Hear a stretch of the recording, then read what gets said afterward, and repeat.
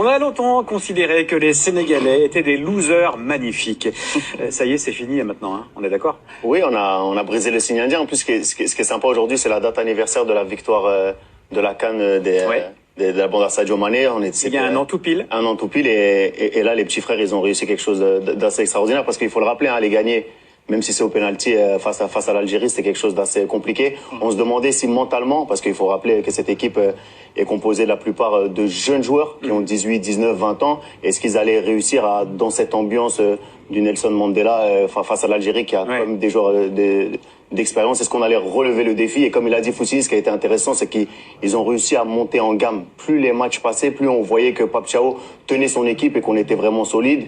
Et je pense que la victoire est méritée. Il a dit, ça s'est joué à des pénaltys, mais on a réussi franchement à franchir un cap. Juste franchir un cap, vous parlez de l'ambiance et la force mentale qu'il faut pour arriver à être bon dans cette ambiance-là. Est-ce que franchir un cap, vous parlez de l'ambiance et la force mentale qu'il faut pour arriver à être bon dans cette ambiance-là. Est-ce que le fait de savoir que voilà, le Sénégal, on a remporté la CAN il y a un an, on est champion en titre, est-ce que ça, collectivement, ça donne une force supplémentaire? Bien évidemment, ça nous a décomplexés. Parce qu'avant ça, je crois que les U20 avaient perdu 3 CAN d'affilée. On avait perdu la CAN, je crois, c'est en 2019. Et ensuite, le fait de gagner, et quand vous commencez à gagner, vous vous dites, ah, c'est possible. Et c'est vrai que, bien évidemment, ce qu'a fait l'équipe A rejailli sur l'équipe A prime. On a dit également Pape Thiaw. Pape Thiaw, c'est la génération de Aliou Cissé. Il a fait la coupe la Coupe du Monde en 2002. Ouais. Aliou Cissé, Pape Thiaw. Et en fait, ce qu'il faut aussi mettre en lumière, c'est le travail d'Augustin Senghor. Parce que on dit beaucoup, oui, les joueurs à gauche, à droite, mais quand c'était compliqué, ce qu'il faut aussi mettre en lumière, c'est le travail d'Augustin Senghor. Parce que on dit beaucoup, oui,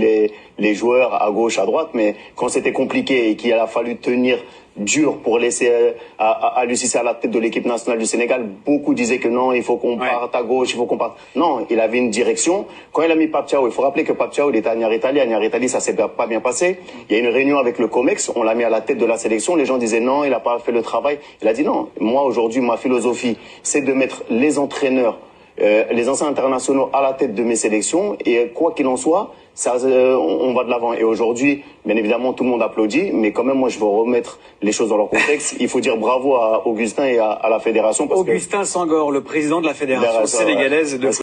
Voilà pour l'analyse très lucide du président de la fédération sénégalaise.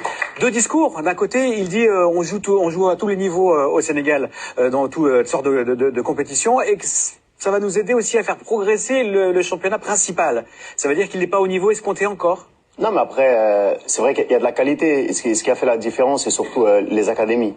Quand on voit Génération Foot, c'est un privé, c'est Madi Touré, il fait des choses extraordinaires. Le petit Camara vient de là-bas. Mais après, c'est vrai qu'il faut qu'il y ait une volonté de l'État de développer le football. Quand on dit un football professionnel, il faut pouvoir vivre de sa passion. Et actuellement, certes, même si on a des très bons joueurs, on le voit, la plupart vont dans les pays maghrébins parce qu'il y a plus de moyens, il y a plus de structures. Donc voilà, le fait de gagner le CHAN, et il faut le rappeler, ça faisait très longtemps, ça fait plus de 10 ans qu'on n'était pas présent. 11 ans, on a fait quelque chose d'assez extraordinaire.